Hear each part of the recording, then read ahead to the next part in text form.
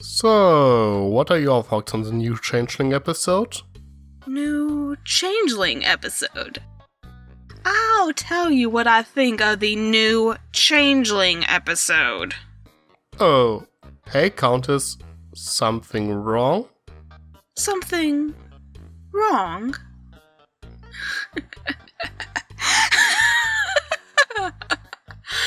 Oh, let me get my list. This will probably take a while.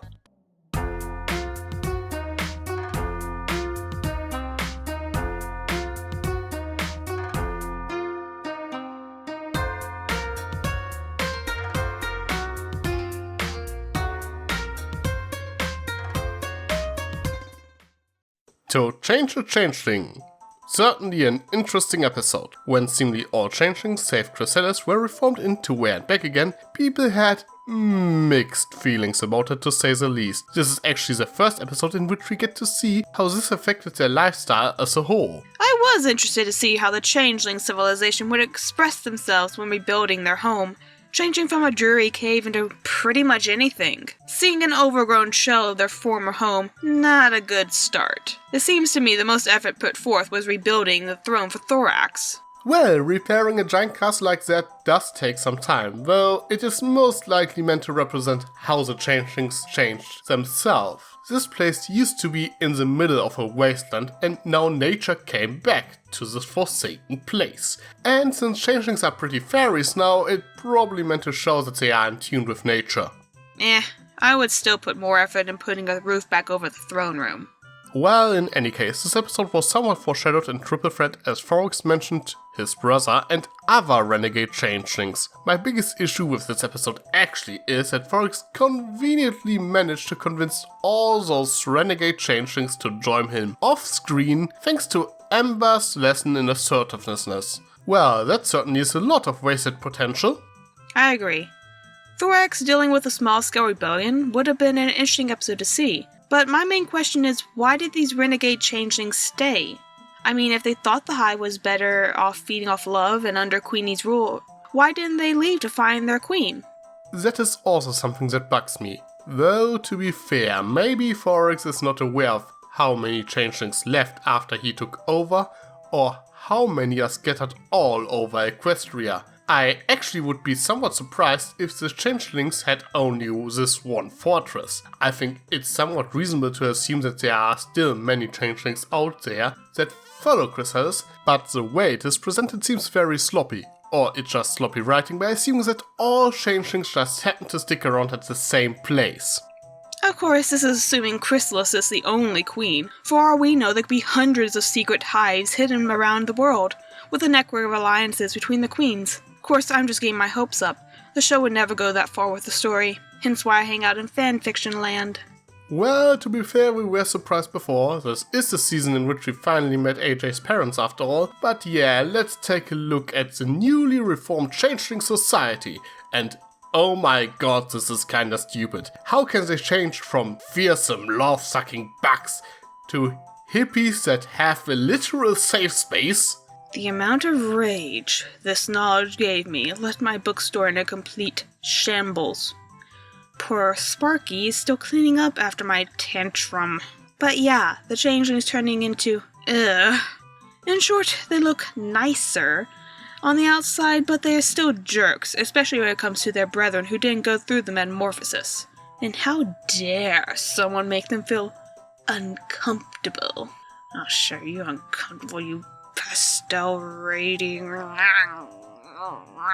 Though I have to admit, while this drastic change is a bit jarring, it was pretty effective from a comedic point of view. Their portrayal as pushovers was so over the top that it actually was pretty hilarious. I almost lost it when they mentioned their feelings for him. Also, is it changing that feels like it should have a different color meant to be transgender commentary? Not sure. Before I reduce the bar to rubble, I suggest we change topics. The introduction of Feryx was by far one of the highlights of the episode. The gruff, no-nonsense kind of guy in the land of love bugs was a welcome relief and had me giggling at his interactions with Starlight and Trixie, despite his design looking like a runaway OC. Okay, trick question. Reformed fairy changeling or runaway edgelord like Feryx? What do you prefer? Honestly, with most of the fairies belonging to the stuck-up side, I'm hanging out with Mr. Edgelord. He kinda reminds me of another changeling I know. In any case, one of the more interesting things in this episode is that it's actually not trying to prove him wrong, as you might expect. While he is maybe a bit too practical and rude, in fact I'm sure he would get along with Honest Apple AJ pretty well, I like that the episode ends with everyone agreeing with him to some degree. That even though you don't like violence, you should still be able to defend yourself if necessary, which is a rather good lesson that often seems to be neglected. Yes, there is a difference being against violence and being a doormat, but the fact that Ferrex changed at the end still annoys and confuses me. His mindset or way of thinking didn't change. He obviously has always loved his brother as well as the Hive. It seems to me he's changing was only to appease the others. I'm big on the don't judge a book by its cover, but this just seems to be rebinding the book so it fits in better with the others.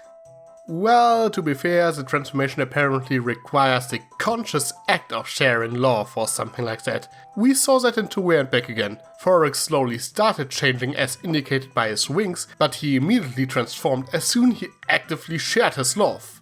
Ferrex on the other paw was, let's say, a bit of a tsundere about it. Being nice to someone and sharing love shouldn't be a conscious effort, which has been the main linchpin of my dislike for the new designs. Well, besides the questionable color schemes. In short, the changelings are easily the weakest species set up in the show. They're just another check-off on the list of reformed villains. Well, at least Chrissy is still around and I'm sure she will be causing some mischief soon enough. But then there is of course Ferrex's reformed design. And as it turns out, he also has these antler mandible things on his head like Ferrex. As I personally assume that Ferrex is basically the changing version of an alicorn, I guess the same applies for Ferrex.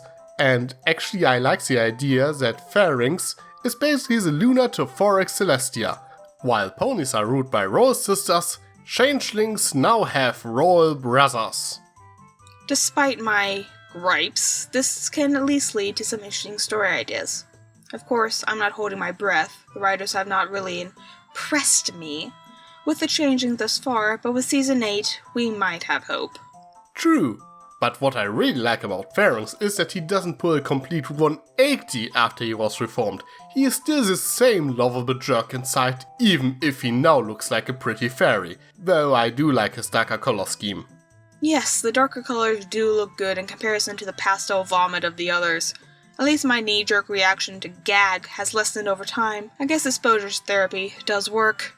Well, and then there's Ferrex himself. Not gonna lie, I think this is his best appearance so far. Not only did he take Amber's advice to heart, he is also surprisingly reasonable. And I love how he calls Trixie and Starlight out on how they messed things up. I'm pretty sure Celestia would let something like that slide. By George, I do believe he's grown a backbone! It's a miracle!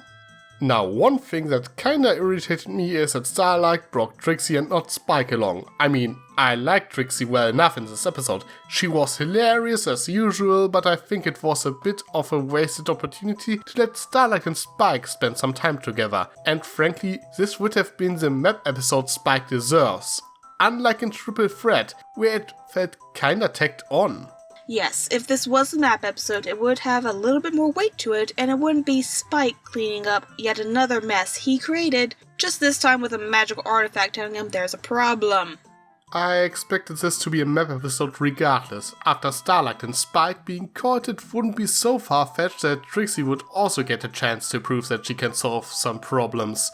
But I suppose Starlight and Trixie visiting their friend works well enough in context. Though I would have liked to see Twilight's face if Trixie were to be caught by the map. And then, of course, Starlight's brilliant plan to deal with the Maulwurf. It's Maulwurf. It's German word for mole. Yes, all German moles are like that. Germany is a dangerous place. Honestly, if that's your garden variety mole, how have you not been eaten? You don't get to grow your third foxtail if you aren't capable to handle a monster or two. Fair enough.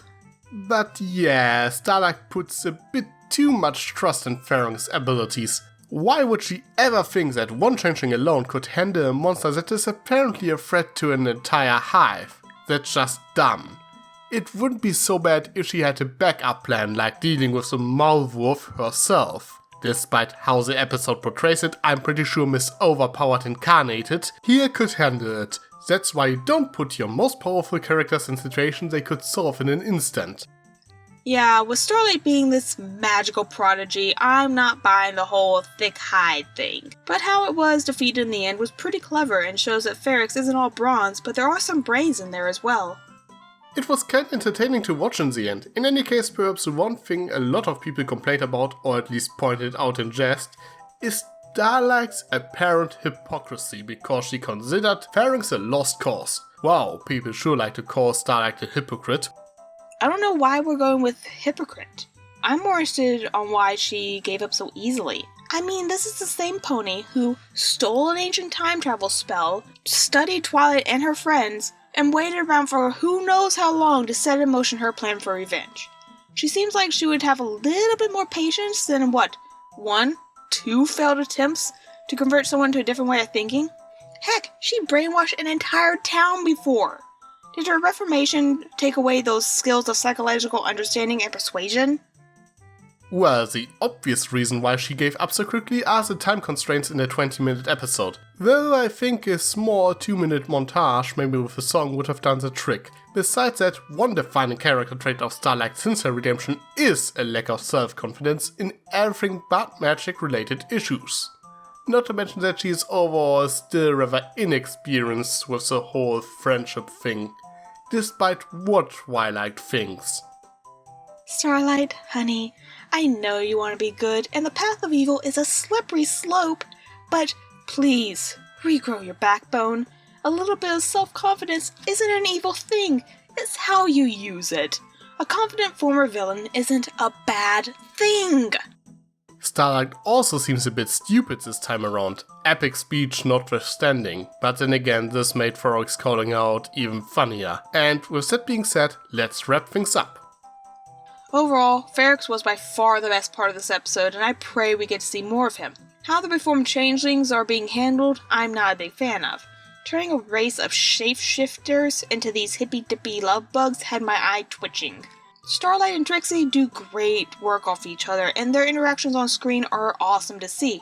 But the shining moment of these episodes was seeing those lessons from Ember paying off for Thorax. I can almost get over that color scheme if it continues to grow like this. My problem with this episode is that Starlight holds the idiot ball. She should know better. Besides that, I enjoyed it a lot. While it somewhat annoys me that the changelings changed so much, it actually was somewhat hilarious to see. And after he showed no leadership qualities whatsoever in prior episodes, I can finally accept Ferrex as Changeling King, or Prince, or whatever they want to call it.